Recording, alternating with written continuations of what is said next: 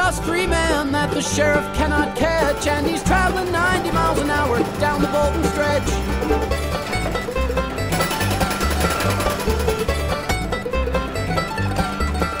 They come in for grandmas for lunch every single day.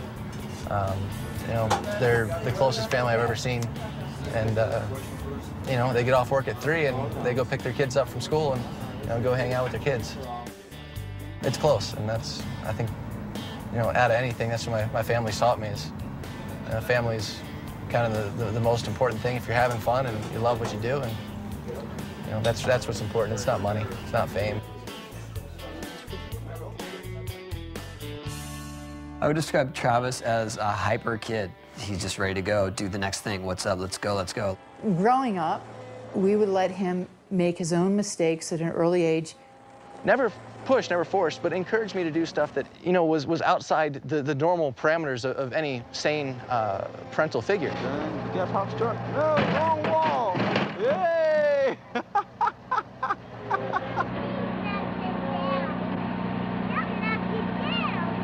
Travis, what happened to that wall?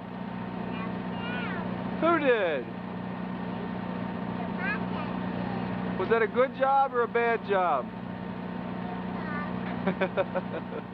Travis has a real strong sense of who he is, and I think that's because we let him make mistakes. We let him fall, but we were always there to support him, to pick him up.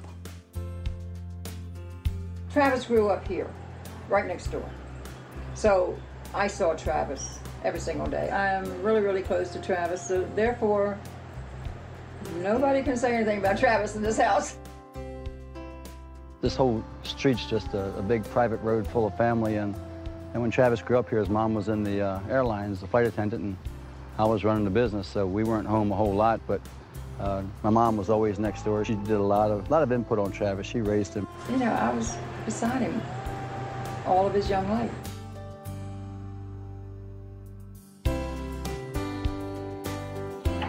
Around the corner, down my grandma's pool, right?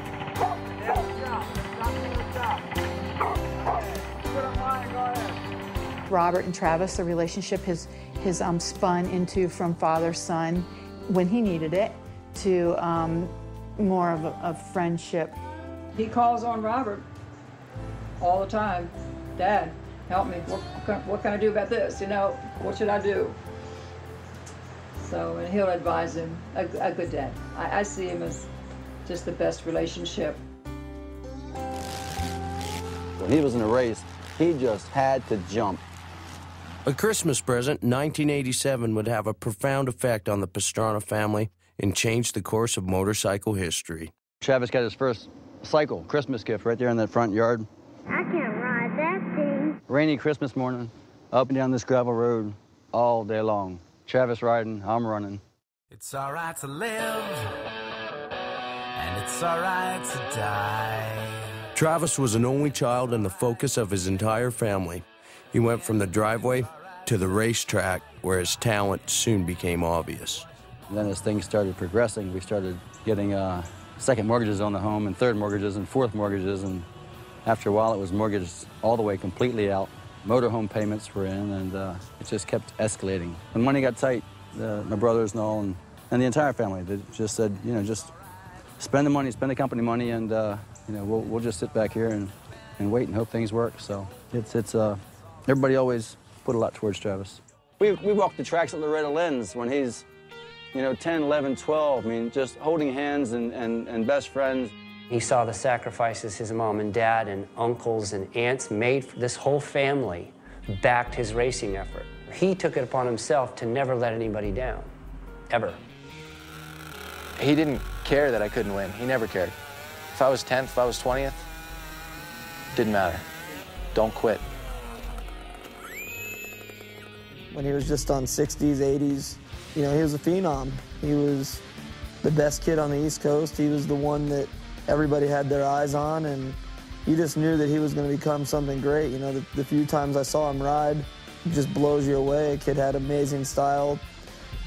Nicest kid you'd ever see in the pits. You'd think that he should be a honor roll student. Not really a typical picture of what you would think of a bad boy motocross rider would be, but somehow that was just him, and you kind of learn that he was going to be something good and just to deal with it.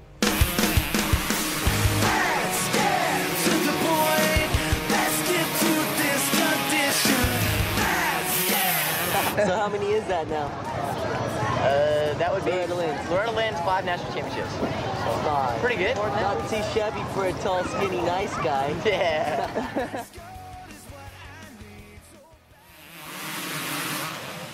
Despite the promise of championships and the millions that lie ahead in professional motocross, Travis became more and more distracted by freestyle. That would be like LeBron James joining the Harlem Globetrotters instead of the NBA. The freestyle invasion was fueled by a movie called Crusty Demons of Dirt.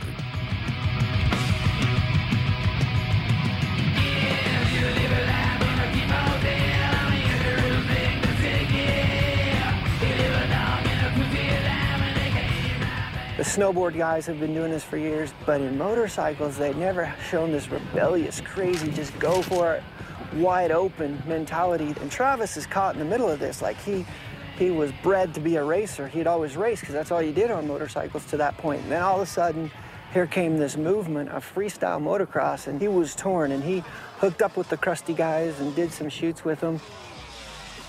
I got a permission slip.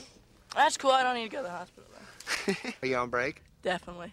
Suzuki's freaking out because in his contract, they don't want him doing freestyle because it's so stupid, it's so risky, it's so anti-establishment. It just shocked everyone. That's pretty cool. But alive. Hey, long way. 207, huh? That's the official? 207's the official count. And we're going to cover it back up tomorrow. Yep, 13 foot short of the world record. Pretty good.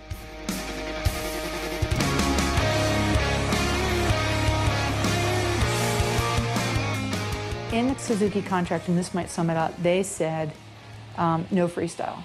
And we would not sign the contract. And we said, he is our kid.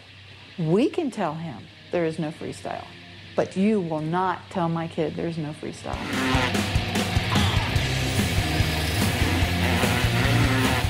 When other kids Travis's age were simply trying to get through the 8th grade, Travis entered and won the World Freestyle Championship. This was the start of a winning streak that lasted from 1998 to 2003. Simply amazing. Travis was never defeated. Travis grew up strict regimen on riding, the family totally dedicated. All of a sudden he's got people tearing at him to do something that obviously he stands out even more than he did on the racetrack. And that's a big statement. So we got used to it, and Travis always followed his heart. It was something that called to Travis, and he couldn't resist.